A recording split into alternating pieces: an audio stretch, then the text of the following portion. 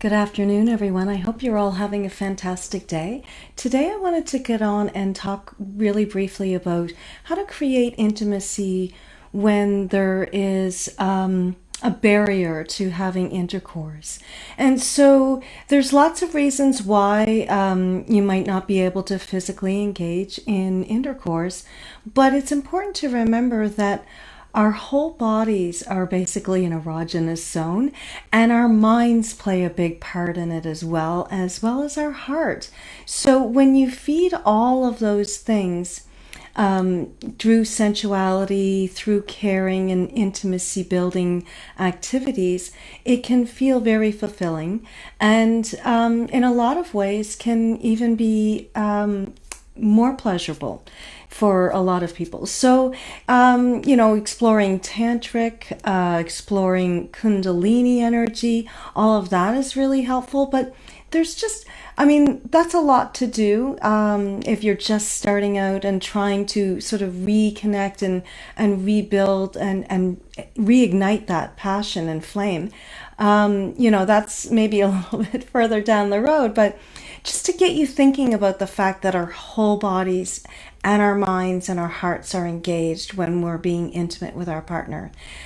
So that simple things can take on a deeper meaning, like having a bath together or a shower and just taking care of each other in a very gentle and loving way. But you can also add a little bit of fun and spice to that as well, so that it can be just a little bit more than, a ho-hum shower or bath, right? So you can get creative and think outside the box and have some fun, right? And then, of course, there's always have a date night, but having a date night isn't just, going out for dinner or a movie. And yes, those will help to build intimacy. But, you can just as easily go and sit in a restaurant and not talk to each other while you look at your phones. Or, when you go to a movie, you're watching the movie, so you're not really engaging with each other. So maybe when you plan a date that includes an activity that would be fun and engaging, that doesn't involve just sitting and looking at each other or looking at your phones, right? So again, be creative, be fun, fun things like mini putt or bowling or something. Like, just think outside of the norm for you. And if those things aren't physically available to you, then there's other ways that you can add some interest to your dates. Maybe you go to a museum or an art gallery, or even to go see a play. A lot of plays can be very interactive and include the audience. So maybe look for something like that to add a little bit of variety and, something different. And then, a really nice thing to do together is to dance together, to slow dance, to just sway. You don't have to be great at it. You don't have to be ready for ballroom dancing competitions or anything. Just, get together, hug, and move and see where it goes, right? And maybe that's just a nice way of connecting and feeling together. And then, of course, complimenting each other builds intimacy, letting each other know the things that you appreciate about each other and the things that you do that, enrich the other person's life. People need to feel appreciated.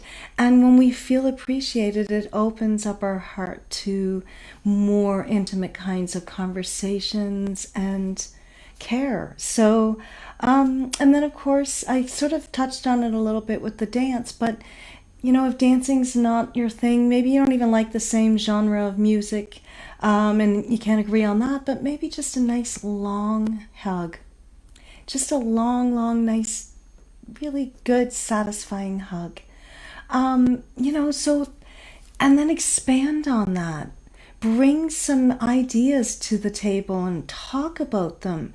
What would you like to do? What's something you've always wanted to try? Maybe bring some different types of food into your life and explore that and just become, have a mindful eating practice together where you really try different textures and tastes and colors, and really with a thought of creating some sensuality around it. Light some candles and put on some music, and just have an intimate meal together where you look at each other and you share the experience of that moment. So, it's easy to sort of put those things to the side and to get really busy and to stop putting in the work, but it's not work if it's acts of love. And so if it feels like work, then you need to question yourself on that, right? So if giving your partner a foot rub or a massage seems like work to you when you know that the possible outcome could be something pleasurable for you, then you might need to do a little bit of thought process around that, because when we're in a partnership that's caring and loving and healthy, we want to please each other. We want to do things that will feed that other person's love language. And so if you've gotten to the point where you don't want to do those things with your partner anymore, then maybe then it's time for some therapy and some outside intervention.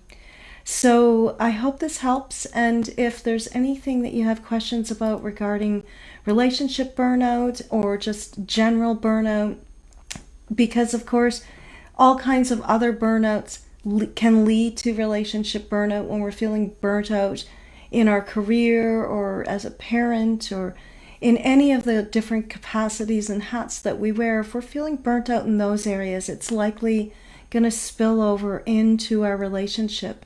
And if you are feeling that, please reach out and let's chat. I'm here to help people. I help women who are experiencing relationship burnout, who've lost their spark, who just feel like they've lost their mojo, right? And I help people quickly get back on their feet so that they can just get their vitality back and their zest for life. So reach out and we can have a chat over Messenger, and then we can arrange to have a free consultation if you think that you're ready to stop being sick and tired of being sick and tired. So I hope you all have a great rest of your day, and thank you for joining me. Namaste.